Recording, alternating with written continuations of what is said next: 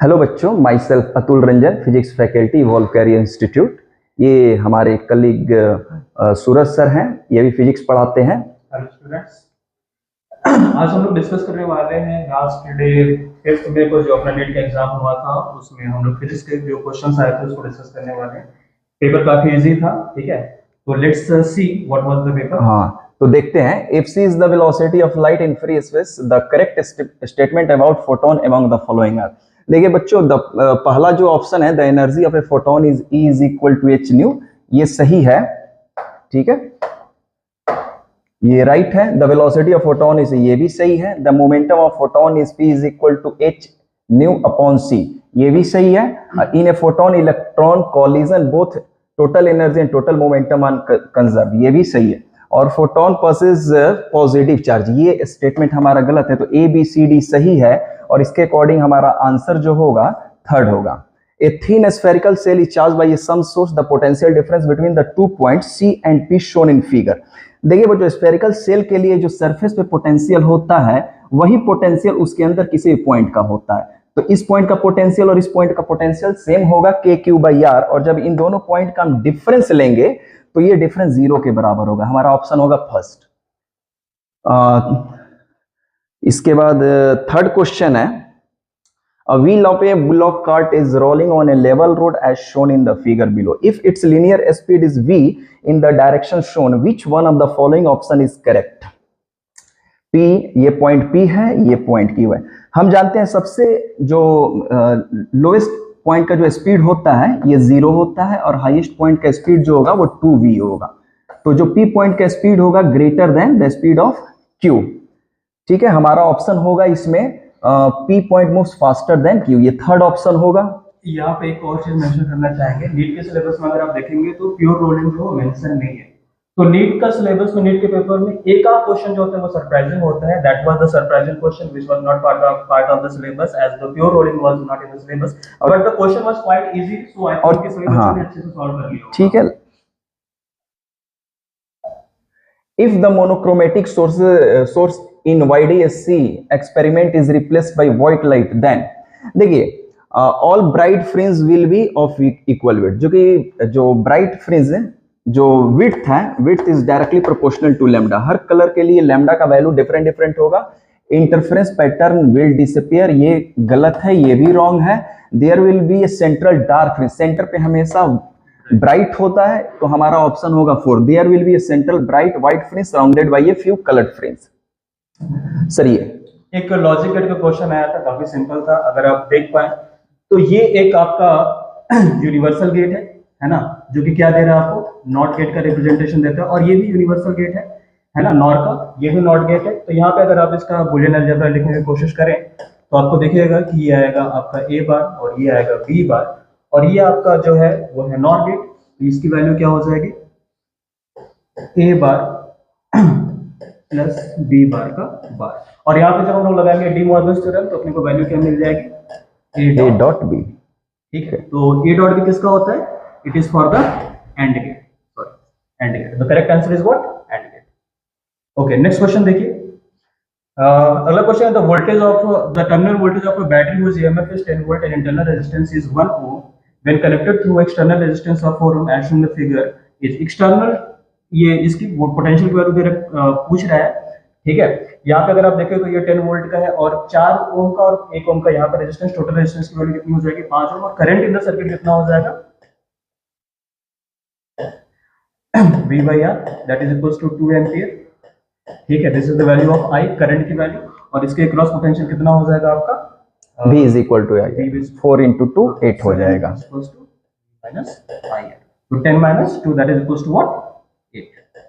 यहां से मिल जाएगा, 4 into 2 कर देंगे तो 4 into 2, यही पोटेंशियल डिफरेंस इसके क्रॉस भी होगा। सर एक minute,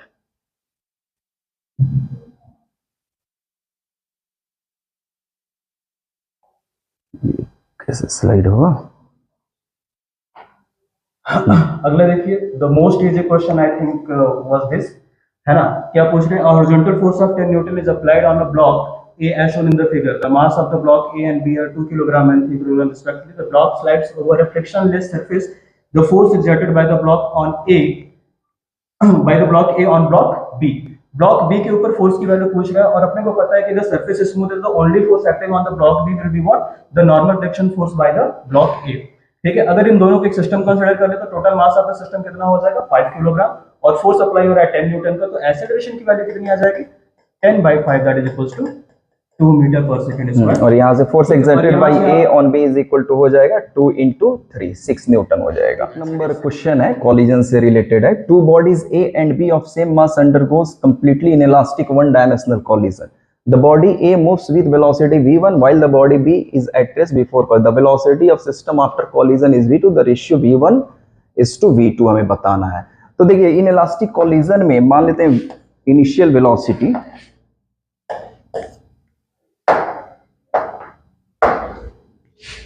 P initial is equal to P final from conservation of momentum से हो जाएगा, तो mv1 is equal to, चूंकि प्योर इनइलास्टिक कॉलिजन है, दोनों बॉडी एक साथ अटैच होके चलने वाले हैं, तो यहां से मिल जाएगा v1/v2 is equal to 2/1। हमसे पूछा क्या है v1/v2, तो आंसर होगा 2/1। A bob is whirled in a horizontal plane by means of a string with an initial speed of omega rpm। यहाँ पे एंगुलर फ्रीक्वेंसी का वैल्यू दिया हुआ है, the tension in the string is T if the speed becomes 2 omega while keeping the same radius, the tension in the string becomes v not. चूंकि horizontal plane में ये motion हो रहा है तो T इज इक्वल टू क्या हो जाएगा m ओमेगा स्क्वायर r। तो T is directly proportional to omega square, यहाँ पे ओमेगा डबल हो गया तो जाहिर सी बात है टेंशन कितना हो जाएगा 4 टाइम्स हो जाएगा, तो आंसर होगा इसका ये। सर नेक्स्ट क्वेश्चन आप देखिए, in the nuclear fission in the nuclear emission stated above the mass number and atomic number of the product Q respectively are. ठीक है, ये आपका पेरेंट एटम है, ठीक है, पेरेंट न्यूक्लियस है। यहाँ पे पहले अगर आप देखें तो अल्फा इमिशन हो रहा है, उसके बाद फिर बीटा पॉजिटिव बीटा नेगेटिव और ये भी बीटा नेगेटिव है। ठीक है, अपने को पता है कि अल्फा पार्टिकल क्या होता है, यहाँ पे ये अल्फा जो होता है, अल्फा जो होता है वो 4:2 के रेशियो में चलता है ना, और बीटा यहाँ पे अगर आप इसको उसको इस रिएक्शन को कैरी आउट करते जाएंगे तो फाइनल आपको दिखेगा कि द आंसर इज व्हाट, आपका 186:1। और यहाँ पे ये जो पॉजिट्रॉन और इलेक्ट्रॉन का इमिशन एक दूसरे को कैंसिल भी कर देंगे, तो हमें केवल अल्फा और बीटा नेगेटिव का ही देखना है, तो आंसर हमारा फर्स्ट हो जाएगा। इसके बाद है देखिए मैच करना है हमें टेबल को, डाईमैग्नेटिक मटेरियल के लिए ससेप्टिबिलिटी का वैल्यू क्या होगा। तो देखिए डाईमैग्नेटिक मटेरियल के ससेप्टिबिलिटी का वैल्यू 0 और -1 के बीच होता है, स्लाइटली निगेटिव होता है। तो एक का सेकंड हो जाएगा, तो हमारा ऑप्शन 1 2 बन रहा है और 3 बन रहा है। फेरोमैग्नेटिक के लिए वेरी ग्रेटर देन 1 होता है, तो बी के लिए थर्ड बन रहा है, तो बी के लिए थर्ड हमारा ये होगा, ए के लिए 2 बी के लिए थर्ड, और ऐसा केवल एक ही ऑप्शन है सेकंड हमारा मिल गया। पैरामैग्नेटिक के लिए वैल्यू जो होगा 0 और स्लाइटली पॉजिटिव होता है, और नॉन मैग्नेटिक मटेरियल के लिए 1 होता है, तो हमारा ऑप्शन बन रहा है second. A particle moving with uniform speed in a circular path maintain. देखिए सर्कुलर पाथ यूनिफॉर्म स्पीड है, स्पीड यूनिफॉर्म है लेकिन वेलोसिटी चेंज होगा क्योंकि उसका डायरेक्शन हमेशा बदल रहा है, और चूंकि एक्सेलरेशन भी वेरिएबल होगा, एक्सेलरेशन चूंकि सेंट्रल होता है उसका भी डायरेक्शन चेंज होते रहता है, तो हमारा आंसर होगा इसमें 4। The moment of inertia of a thin rod about an axis passing through its midpoint and perpendicular to the rod is 2400 gram per centimeter square. The length of the 400 rod is nearly। देखिए ये काफी easy question है, moment of inertia का। हाँ sir, हाँ sir ने शायद गलती से गलत ऑप्शन लगा दिया। ओ सॉरी, हाँ ये हाँ क्योंकि वेरिंग यहाँ पे, एक मिनट, यहाँ पे हमारा आंसर होगा वेरिंग वेलोसिटी यहाँ पे चेंज होता है, वेरी करता है।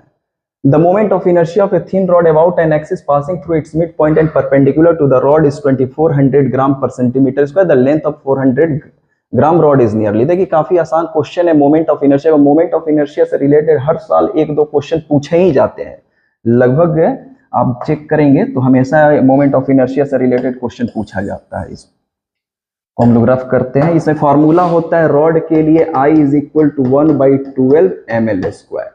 ठीक है, यहाँ पे वैल्यू पुट कर देंगे। मोमेंट ऑफ इनर्शिया का वैल्यू दिया हुआ है 2400 ग्राम पर सेंटीमीटर स्क्वायर में दिया, सॉरी ग्राम सेंटीमीटर स्क्वायर में दिया हुआ है, is equal to 1/12 into mass कितना दिया हुआ है यहाँ पे 400, इंटू एल स्क्वायर। तो यहां से हम एल पता कर लेंगे और एल हमारा आ जाएगा, अप्रोक्स सॉल्व करेंगे तो 8.5 आएगा। ये 14 नंबर क्वेश्चन है। In the above diagram a strong bar magnet is moving towards solenoid 2 from solenoid 1. The direction of induced current in solenoid 1 and that in solenoid 2 respectively are through the direction.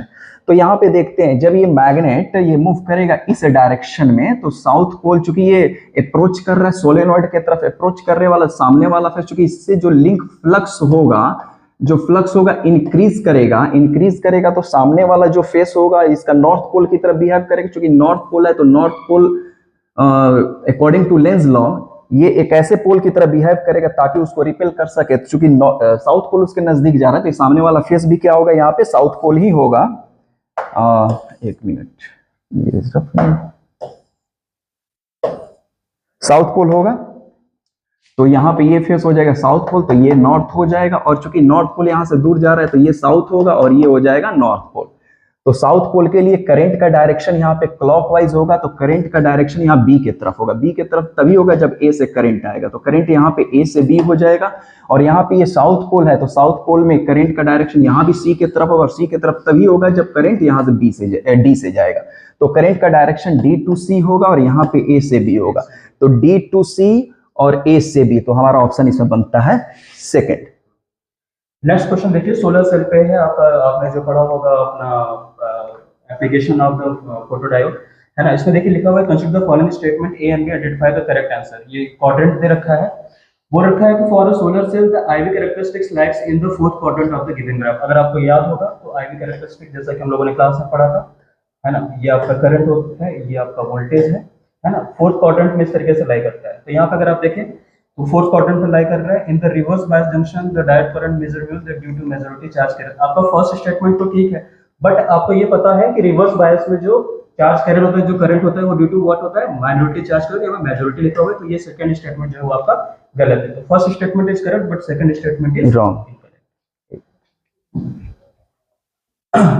Next question देखिए, at any state of time the displacement of any particle is given by displacement of the particle is given by x is equals to 2t minus 1 under the influence of a force of 5 Newton. Force की value दे रखी है 5 Newton और पूछ रहा है power.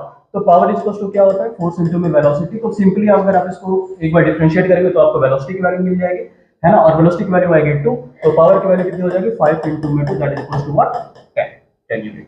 तो this is the answer. ठीक है, नेक्स्ट क्वेश्चन देखिए, मैच द कॉलम, है ना, स्पेक्ट्रल लाइंस दे रखा है और वेवलेंथ। इसमें आपको काफी लोगों ने इसमें कैलकुलेशन किया है, इसमें कैलकुलेशन करने की कोई आवश्यकता नहीं है ना। बस आप देख लीजिए कि एनर्जी गैप किसमें ज्यादा है, जिसमें एनर्जी गैप ज्यादा होगा उसकी वेवलेंथ क्या होगी, कम होगी। ठीक है, तो यहाँ पे देखिए हम लोग यहाँ से स्टार्ट करते हैं। मान लीजिए आपका N2 की वैल्यू 6 दे रखा है और N1 की वैल्यू 2 दे रखा है, तो मैक्सिमम एनर्जी गैप यहाँ पे है, तो वेवलेंथ मिनिमम हो जाएगा इसके लिए। इस कंडीशन में अगर आप देखें तो मिनिमम वेवलेंथ क्या है आपका 410, है ना। तो डी का फर्स्ट, दिस इज आंसर, है ना। फटाफट करेंगे। नेक्स्ट एसर्शन रीजन है, अच्छा क्वेश्चन था, ठीक है।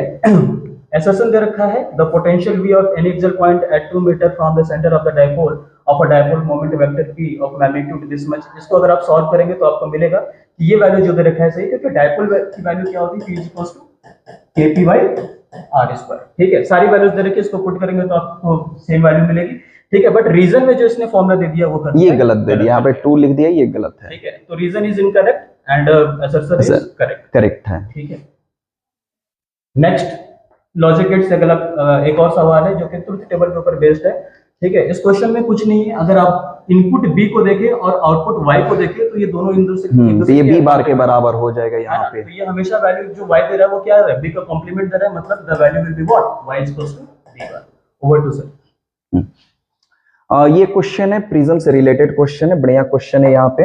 हाँ, तो यहाँ पे दिया हुआ है कि light ray entered through a right angle prism at point P with an angle of incidence 30 degree as shown in figure. It travel through the prism parallel to its base and emerge along the face AC. The refractive index of the prism. तो यहाँ पे हम क्या करेंगे, स्नॉल्स law लगाएंगे। यहाँ पे हम जानते हैं कि ये जो एंगल हो जाएगा, एक मिनट, यहाँ पे कुछ डायग्राम ऐसे है, यहाँ पे ये एंटर कर रहा है, ये पैरेलल टू द बेस है और यहां से ग्रेजिंग लाइट ग्रेज कर रहा है, ये R1 और ये हो जाएगा R2। ये एंगल कितना दिया हुआ है यहाँ पे, एंगल ऑफ इंसिडेंस 30 डिग्री दिया हुआ है और ये एंगल हो जाएगा 90 degree. We know that R1 plus R2 is equal to 90 degree, तो यहाँ से R2 मिल जाएगा 90 माइनस R1। इस पॉइंट पे स्नेल्स लॉ अप्लाई करेंगे तो 1 into sine 30 is equal to mu into sine R1। तो यहाँ से 1/2 is equal to mu into sine R1। यहाँ से साइन R1 का वैल्यू मिल जाएगा हमें 1/2 म्यू। फिर इस पॉइंट पे स्नेल्स लॉ अप्लाई करेंगे तो म्यू इंटू साइन R2 और R2 इज इक्वल टू क्या लिख देंगे 90 minus R1 is equal to 1 into 1। तो mu into cos R2 is equal to 1। यहाँ से साइन R2 सॉरी यहाँ पे ये कॉस R1 है और साइन R1 का वैल्यू यहाँ पे 1/2 म्यू है। यहाँ पे वैल्यू पुट करेंगे यहाँ से फाइंड आउट करके, तो हमें सॉल्व करने के बाद हमें ये ऑप्शन मिल जाएगा।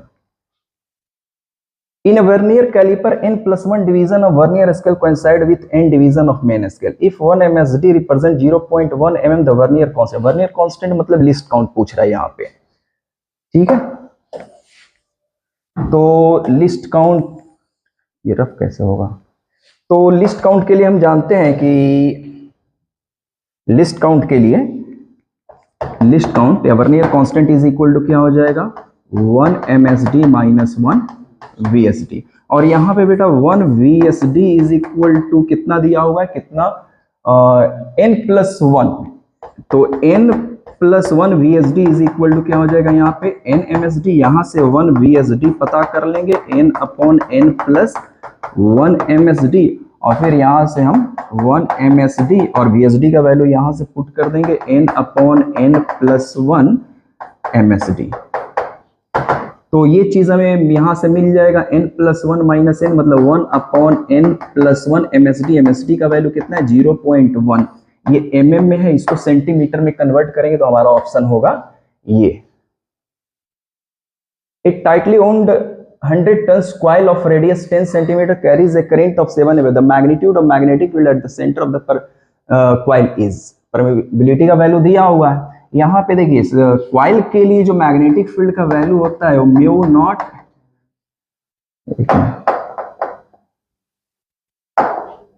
n into number of turns n है, तो ये हो जाएगा। तो B is equal to n का वैल्यू यहाँ पुट कर दीजिए, म्यू का आई का सब कुछ दिया हुआ है।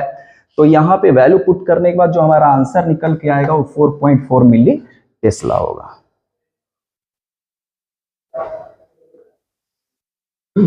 नेक्स्ट क्वेश्चन देखिए, a wire of length L and resistance 100 ohm is divided into 10 equal parts.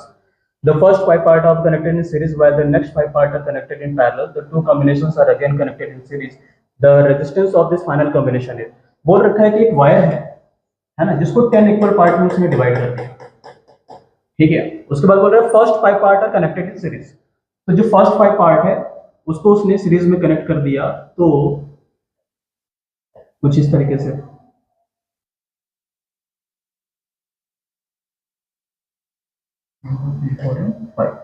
ठीक है। और रेस्ट जो 5 है उसको उसने क्या किया, कनेक्टेड इन पैरेलल, ठीक है। तो इस तरीके का कुछ कॉम्बिनेशन मिलेगा अपने को।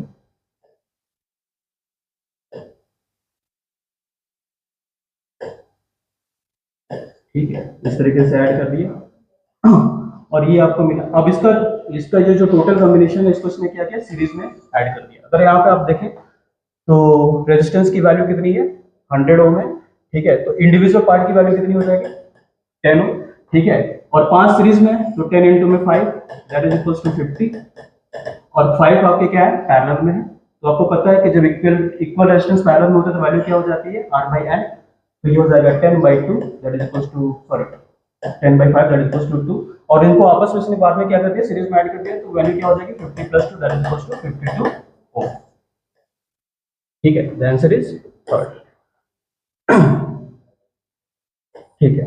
नेक्स्ट अगर आप देखो question, the quantities which have the same dimensions as those of the solid angle. Solid angle के बारे में अगर आप जानते हो तो आपको पता है कि सॉलिड एंगल जो है वो डायमेंशनलेस है। तो आपको कुछ नहीं करना, आपको ये देखना है कि इसमें डायमेंशनलेस क्वांटिटी कौन सी है ना। तो इसको देखते ही आपको समझ में आ गया कि स्ट्रेन जो होता है वो क्या होता है, change in length upon original length. Length का डायमेंशन लेंथ से कैंसिल आउट हो जाता है और दूसरा एंगल जो है वो भी क्या है, एंगल भी क्या है अपने आप में डायमेंशनलेस है, तो answer is what, strain and angle. ठीक है, नेक्स्ट क्वेश्चन देखिए, in the following circuit the equivalent capacitance between terminal A and B is. ठीक है, अगर इस सर्किट को अगर आप ध्यान से देखें ए से बी के बीच में, तो ये आपको एक बैलेंस्ड व्हीट स्टोन ब्रिज की तरह दिखाई देगा। ठीक है, तो ये जो ब्रिज वाला आपका कैपेसिटर है वो क्या हो जाएगा, बेकार हो जाएगा। और आपको पता है कि कैपेसिटर अगर सीरीज में होते तो वैल्यू क्या हो जाती है, C/2, जैसा कि आपका पैरेलल में हो जाता है रेजिस्टेंस के साथ, तो ये C/2 और ये C/2, तो वैल्यू डालेंगे तो इसमें क्या हो जाएगा, ये हो जाएगा 1 और ये हो जाएगा 1, ऐड कर देंगे 1 1 की वैल्यू क्या आ जाएगी, 2 इज द करेक्ट आंसर। ठीक है, इसमें देखिए the maximum elongation of steel wire of one length in the elastic limit of steel and the Young modulus respectively are. ठीक है, maximum elongation of the steel of the wire पूछ रहा है, मतलब ये क्या है, स्ट्रेस स्ट्रेन का क्वेश्चन है। ठीक है, आपको पता है कि जो इलोंगेशन होता है, एक second, the maximum elongation of the wire of one metre long elastic limit, elastic limit of steel. हाँ, तो इलास्टिक लिमिट यहाँ पे दिया हुआ है 8 × 10⁸ न्यूटन पर मीटर स्क्वायर। ठीक है, और यंग मॉडुलस क्या हो गया, ये maximum stress, maximum stress which it can be, तो डेल्टा L अपॉन में L की वैल्यू कितनी हो जाएगी, F वैल्यू दे रखी है 8 × 10⁸ और आपका यंग मॉडुलस की वैल्यू कितनी दे रखी है, 2 × 10⁻11। बस मिल जाएगी। ठीक है, इसको सॉल्व करने पे आपको आंसर मिल जाएगा। I think the answer is 4 millimetre. ठीक है, अगला क्वेश्चन सर। हाँ, an unpolarised light beam strike a glass surface at Brewster's angle, then देखिए जब ब्रिस्टर्स एंगल पे कोई लाइट स्ट्राइक करता है तो जो रिफ्रैक्टेड रे होगा और रिफ्लेक्टेड रे, इन दोनों के बीच का एंगल 90 डिग्री होता है। और दूसरी बात ये कि जो रिफ्लेक्टेड रे होता है ये मतलब कंप्लीटली पोलराइज्ड होता है, ये कंप्लीटली पोलराइज्ड होगा और ये पार्शियली पोलराइज्ड होगा। तो यहां से हमारा ऑप्शन जो होगा ये फर्स्ट ऑप्शन हो जाए, the reflected light will be completely polarised but refracted ray will be partially polarised.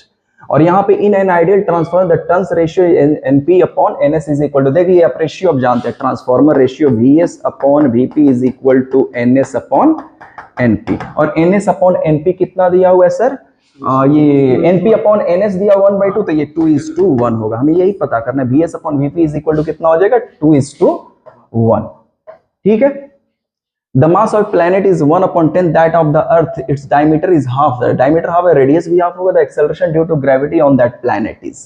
ठीक है, तो हम जानते हैं acceleration due to gravity का फॉर्मूला जो होता है अर्थ सरफेस है gm/r², और अगर प्लैनेट की बात की जाए तो g मास कितना है उसका, अर्थ के मास का m/10 इंटू r², ये r²/4 हो जाएगा, चूंकि डायमीटर हाफ है तो रेडियस भी हाफ होगा, 4/10 gm/r² यानी कि 4/10 इंटू 9.8 होगा।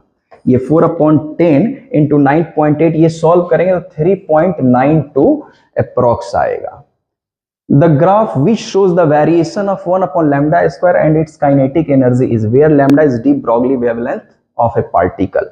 वी नो दैट कि जो एक मिनट, जो मोमेंटम होता है डी ब्रॉगली वेवलेंथ, जो मोमेंटम पार्टिकल का मोमेंटम होता है h/λ, तो यहां से हम वेलोसिटी पता कर लेंगे h/λ और v मिल जाएगा हमें h/m इंटू लैम्डा। और काइनेटिक एनर्जी का फॉर्मूला क्या होता है, हाफ mv², तो हाफ mv² मतलब h² इंटू m²। तो k is directly proportional to 1/λ², directly proportional है, हमारा ग्राफ होगा ये। और ये thermodynamic system is taken through the cycle ABCD, the work done by the gas along the path BC। देखिए BC is isochoric process, this is isochoric process, work done क्या हो जाएगा, 0। ठीक है, atom are electrically neutral as they contain equal number of positive and negative charge, ये पहला statement सही है। ठीक है, atom of each element are stable and emit their characteristics spectrum in the light of above step, choose the most appropriate answer from the given below। देखिए पहला statement तो सही है, लेकिन कुछ एटम ऐसे होते हैं जो अनस्टेबल भी होते हैं, तो हमारा दूसरा स्टेटमेंट जो है वो फॉल्स है। ठीक है, तो statement 1 is correct and statement 2 are incorrect, हमारा ऑप्शन होगा 3rd। और इसके बाद है 33, तो 30 in a uniform magnetic field of 0.049 Tesla a magnetic needle perform 20 oscillation in 5 second. तो टाइम पीरियड क्या हो जाएगा 20 ऑसिलेशन इन 5 सेकंड। 1 सेकंड का ऑसिलेशन पर टाइमिंग पता करेंगे, एक ऑसिलेशन का टाइमिंग, तो ये हो जाएगा 5/20 यानी कि 1/4 सेकंड हो जाएगा, राइट। और टाइम पीरियड का फॉर्मूला हम जानते हैं √2π/mb। यहां पे हम वैल्यू पुट करेंगे और सॉल्व करेंगे तो हमारा आंसर मिल जाएगा this. If x is equal to 5 sin pi t plus pi/3 metre में दिया और represent the motion of particle executing SHM the amplitude and time period of motion respectively. देखिए ये वाला जो टर्म है ये डिस्प्लेसमेंट टाइम इक्वेशन है, तो यहाँ पे ये जो टर्म है ये हमें एम्पलीट्यूड को रिप्रेजेंट करता है। 5 मीटर जो होगा, चूंकि ये मीटर में तो 5 मीटर एम्पलीट्यूड होगा, और चूंकि ओमेगा का वैल्यू यहाँ पे दिया हुआ है pi, omega is equal to 2π/t is equal to pi, pi खत्म हो गया तो t इज इक्वल टू क्या हो जाएगा 2 सेकेंड। तो हमारा आंसर हो जाएगा 5 मीटर एंड 2 सेकेंड। तो a thin flat circular disc of radius 4.5 centimeter is placed gently over the surface of water if surface tension of water is 0.07 Newton per meter, then excess force required to take it from the surface is। देखिए एक plate है surface पे रखा हुआ, यहाँ पे surface tension की वजह से एक फोर्स एक्सर्ट होगा, ठीक है। तो if the surface tension then excess force required to take it away from the surface, तो यहाँ पे जो फोर्स लगने वाला है, जो force due to surface tension जो एक्सर्ट होगा यहाँ पे, that is equal to F is equal to 2πr, जो इसका लेंथ होगा सरकमफ्रेंस का लेंथ इनटू सरफेस टेंशन, ठीक है। ये वैल्यू पुट करेंगे और इसका आंसर हो जाएगा 19.8 मिली न्यूटन। सर क्वेश्चन नंबर 36 देखते हैं। इसमें देखिए an iron bar of length L has a magnetic moment M and is bent at the middle of the length such that the two arms make an angle 60 degree with each other. The magnetic moment of this new magnet is, है ना, पहले बोल रहे थे एक bar magnet था आपका length L का, ठीक है। इसको हमने बीच से बेंड कर दिया है और एंगल जो बन रहा है वो 60 डिग्री बन रहा है, ठीक है। तो अपने को पता है क्या पूछ रहे हैं, द मैग्नेटिक मोमेंट। तो मैग्नेटिक मोमेंट जो होता है वो क्या होता है आपका मोमेंट इनटू में इफेक्टिव लेंथ, ठीक है। यहाँ पे अगर ये 60 डिग्री पे बेंड किया है, लेंथ L था, तो ये क्या हो जाएगा L/2 हो जाएगा, ये भी क्या हो जाएगा L/2 हो जाएगा, ठीक है। अब चूंकि दोनों साइड आपके इक्वल है तो ये साइड भी जो होंगे ये आपस में क्या हो जाएंगे इक्वल होंगे, तो ये एंगल भी इक्वल होगा, मतलब ये एक इक्विलैटरल ट्रायंगल फॉर्म करेगा। तो अगर ये लेंथ L/2 ये लेंथ L/2 तो ये भी लेंथ क्या हो जाएगा L/2 हो जाएगा, तो मैग्नेटिक मोमेंट जो लेंथ इफेक्टिव हो जाएगा वो L/2 हो जाएगा, तो answer will be what M/2, ठीक है। अगला क्वेश्चन देखिए, choose the correct circuit which can achieve the balanced bridge balance, ठीक है। इसमें जो भी सर्किट्स आपको दिए तो आपको बताना है कि इसमें से बैलेंस्ड व्हीटस्टोन ब्रिज को कौन सेटिस्फाई कर सकता है, ठीक है। तो इसमें अगर आप ध्यान से देखें तो जो फर्स्ट ऑप्शन है ना, इसमें देखें तो ये आपका जो है वो डायोड जो यहाँ पे ऐड किया गया है वो क्या है रिवर्स बायस में, ठीक है। तो इसको अपन कंसीडर नहीं कर सकते, तो फर्स्ट गलत हो जाएगा, फर्स्ट गलत हो गया। दूसरा देखिए अगर आप, तो दूसरे में आपका जो डायोड है वो फॉरवर्ड बायस है ना, और ये रेजिस्टेंस 10 ओम है, ये 10 ओम है, मतलब इसका भी रेशियो क्या होना चाहिए सेम होना चाहिए। चूंकि इस क्वेश्चन में ये कहीं नहीं लिखा है कि जो आइडिया वो डायोड जो है आइडियल है यहाँ, ठीक है। तो आइडियल नहीं है तो इसका कुछ अपना रेजिस्टेंस होगा, तो इसमें चांसेस है कि ये क्या हो जाए बैलेंस्ड हो जाए, हाँ, ठीक है। थर्ड वाला चेक करिए, इसमें ये रिवर्स बायस है तो चांसेस नहीं है। इसमें देखिए ये पैरेलल में ऐड हुआ है, और अपने को पता है कि अगर दो रेजिस्टेंस आपस में पैरेलल में होते तो जो इक्विवेलेंट वैल्यू होती है वो हमेशा क्या होती है लिस्ट वाले से भी कम हो जाता है, लिस्ट वाले से भी कम होगी। तो मतलब इसमें जो भी कर ले, इसमें रेजिस्टेंस कुछ भी डाल लें, इसकी वैल्यू क्या होगी 5 ओम से कम ही होगी, तो ये 15 और ये अनबैलेंस्ड हो जाएगा। तो ये भी आंसर है, correct answer is what option 2, है ना। 38 देखिए, the minimum energy required to launch a satellite of mass m from the surface of the earth of mass m and radius r in a circular orbit at an altitude of 2 r from the surface of the earth is, ठीक है। मान लीजिए ये आपका अर्थ है, ठीक है, इसके सरफेस पे है ना रेडियस r है, इसके सरफेस पे एक सैटेलाइट रखा हुआ है, ठीक है, और इसको हमको ऑर्बिट में लॉन्च करना है। कितने दूरी पे दे रखा है 2r from the surface of the earth, है ना, 2r from the surface of the earth. तो सेंटर से इसकी दूरी कितनी हो जाएगी 3r, ठीक है। और पूछ रहे कितना अपने को वर्क करना पड़ेगा, कितना आपका जो एक्सटर्नल एजेंट है वो कितना वर्क करेगा इस प्रक्रिया में। तो आपको क्या करना है, आपको फाइनल एनर्जी टोटल एनर्जी यहाँ पे कंसीडर करना है, सिर्फ पोटेंशियल एनर्जी से काम नहीं चलेगा, ठीक है। तो यहाँ पर अपने को क्या करना होगा, total energy final minus total energy initial, है ना। जब ये वैल्यूज पुट करके आप सॉल्व करोगे तो आपको आंसर मिलेगा 5/6 सेकंड, हाँ। GM। ठीक है, नेक्स्ट क्वेश्चन देखिए, in the following graph represent the VT curve as an ideal case. ठीक है, T is the temperature, V is the volume at 3 pressures P1, P2 and P3 compared with this Charles law। बोल रखा है इस question में, ध्यान देने वाली बात है कि ये जो ग्राफ है ये किसको सेटिस्फाई कर रहा है, चार्ल्स लॉ को। और चार्ल्स ये जो डॉटेड लाइन है, डॉटेड लाइन चार्ल्स लॉ को, हाँ। सेटिस्फाई कर रहा है। और चार्ल्स लॉ में अपने को पता है कि क्या होता है, प्रेशर इज कांस्टेंट। ठीक है, तो यहां से जब आप उसको रखोगे तो आपको पता है PV इक्वल्स टू nRT। ठीक है, तो VT कर्व दे रखा है, तो VT कर्व का जो स्लोप होगा वो उसकी वैल्यू क्या हो जाएगी, T/V इक्वल्स टू P/nR। तो मतलब जिसका प्रेशर जो ज्यादा होगा, सॉरी जिसका स्लोप ज्यादा होगा उसका प्रेशर क्या होगा, ज्यादा होगा। अब यहाँ पे अगर आप देखें तो P1 का स्लोप मैक्सिमम है, फिर P2 का है, फिर P3 का है, तो the answer will be what, ये फर्स्ट हो जाएगा, फर्स्ट। आगे सर बताएंगे। The property which is not of an electromagnetic wave traveling in free space is that, देखिए, they originate from charge moving with uniformity। पहला ही ऑप्शन ये क्या है हमारा, रॉन्ग है। ये प्रॉपर्टी नहीं, इलेक्ट्रोमैग्नेटिक वेव जो प्रोड्यूस होता है एक्सेलरेटेड चार्ज पार्टिकल की वजह से होता है। तो हमें करेक्ट जो प्रॉपर्टी नहीं है उसी को सिलेक्ट करना है, तो हमारा ऑप्शन होगा फर्स्ट। ठीक है, बाकी सारे ऑप्शंस ठीक हैं। हाँ, बाकी सारे सही है। तो a metallic bar of Young modulus 0.5 into 10⁻11 newton per metre square, coefficient of linear expansion 10⁻⁵ per degree Celsius, length 1 metre दिया हुआ है, एरिया ऑफ क्रॉस सेक्शन दिया हुआ है, heat from 0 degree C to 100 without expansion और bending, the compressive force develop in it is. तो compressive stress जो होता है ड्यू टू थर्मल एनर्जी, उसका फॉर्मूला आप जानते हैं कि जो the compressive force is equal to हो जाएगा YA अल्फा डेल्टा T। तो यहाँ पे सारे वैल्यू दिए हुए, Y दिया हुआ है, A दिया हुआ, अल्फा डेल्टा T दिया हुआ है। तो यहाँ पे वैल्यू पुट करेंगे तो Y का वैल्यू कितना दिया हुआ है, 0.05 इंटू 10⁻11, A दिया हुआ है हमें 10⁻³ और अल्फा का वैल्यू दिया हुआ है हमें कितना, 10⁻⁵ इंटू 0 to ये 100 हो जाएगा। तो F इज इक्वल टू कितना हो जाएगा, ये 0.5 इंटू 10⁻, ये 11, 12, 13, 10, 10/5।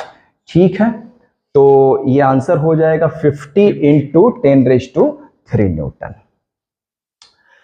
Two heater A and B have power rating of 1 kilowatt and 2 kilo respectively. Those two are first connected in series and then connected in parallel fixed power source. The ratio of power output and power. देखिए, series में power का जो formula होता है, यहाँ पे चूंकि दो ही हीटर्स हैं, तो ये फॉर्मूला हो जाएगा P1 P2 upon P1 plus P2 हो जाएगा, और इससे हमें आंसर मिल जाएगा 2/3। और पैरेलल में हो जाएगा, ऐड कर देंगे, पैरेलल में हो जाएगा कितना, 3। अब हमें पता क्या करना है, PS अपॉन, तो 2/3 इंटू 3 हो जाएगा, आंसर क्या आ जाएगा 2/9। हमारा ऑप्शन होगा ये। 43 है, force defined by F is equal to alpha T square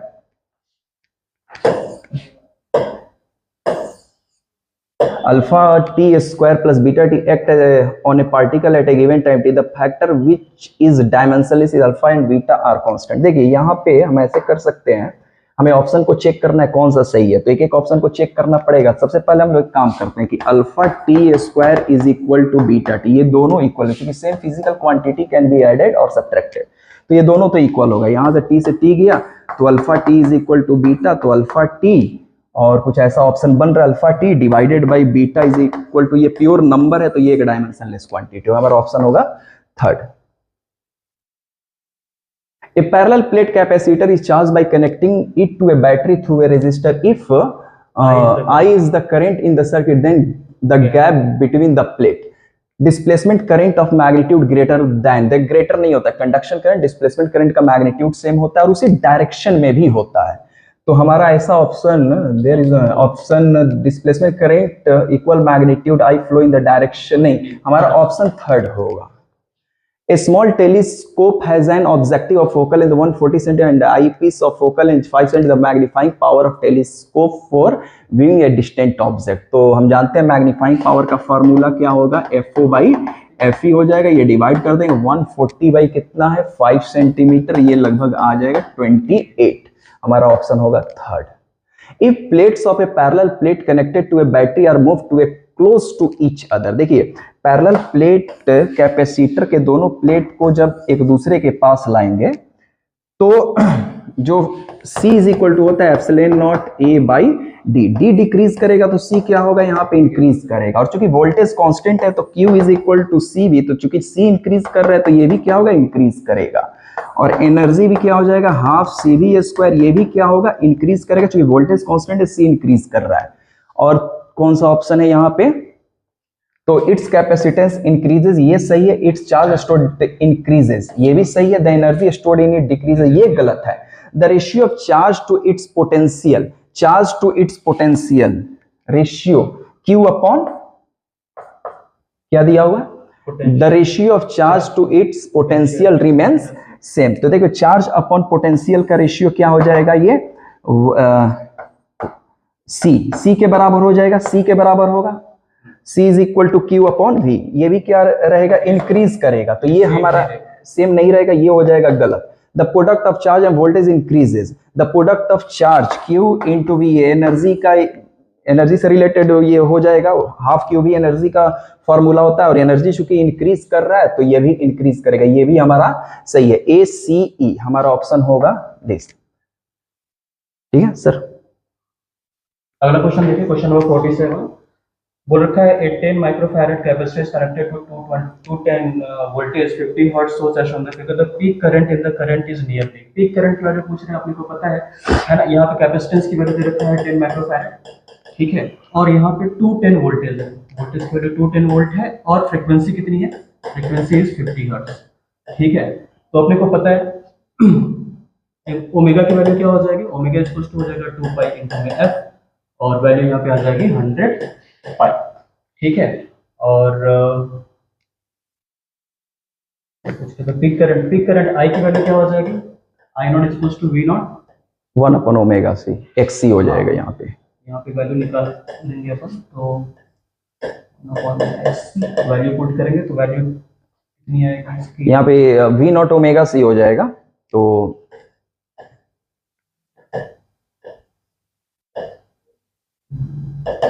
इसमें वैल्यू पुट करेंगे, इसमें ऐसे होगा ना कि जैसे कि I is equal to V by R होता है, R की जगह चूंकि यहाँ पे कैपेसिटिव रिएक्टेंस का वैल्यू रखेंगे तो XC हो जाएगा, तो V is equal to 1 upon omega C, तो V ओमेगा C होगा। यहाँ पे I V का वैल्यू पुट कर देंगे यहाँ पे, और ओमेगा और C का वैल्यू पुट करेंगे, तो चूंकि ये यहाँ पे हमें ये RMS करंट मिलेगा, हमें चाहिए पिक करंट, तो पिक करंट का वैल्यू हो जाएगा I naught is equal to √2 से मल्टीप्लाई कर देंगे, √2 इंटू I RMS, ठीक है। तो यहां से हमें आंसर मिल जाएगा 0.93 आ रहा है इसका आंसर।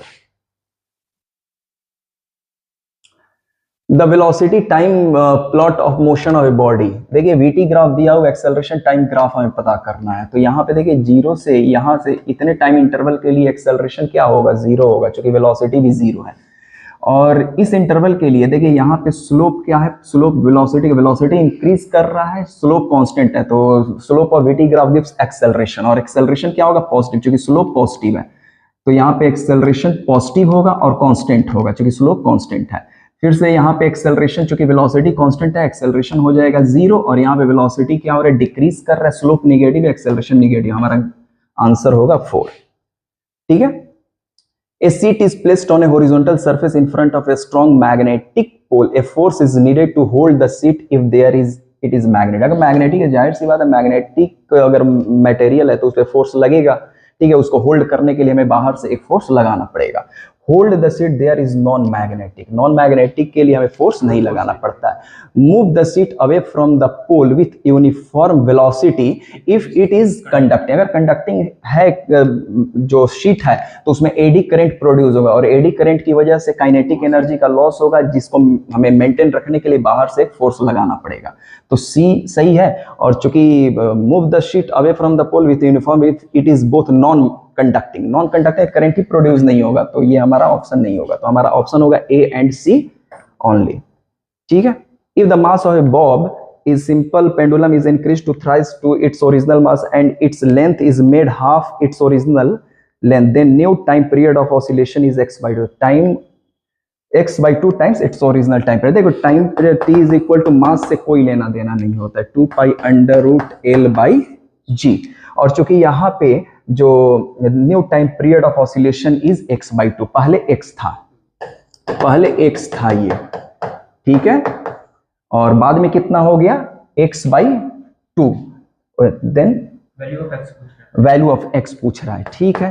लेंथ को हाफ किया, तो लेंथ को हाफ कर देंगे यहाँ पे, तो t इज इक्वल टू पाई, तो t इज इक्वल टू 2 पाई, और यहाँ से हम रूट 2 को बाहर ले लेंगे, under root L by ji.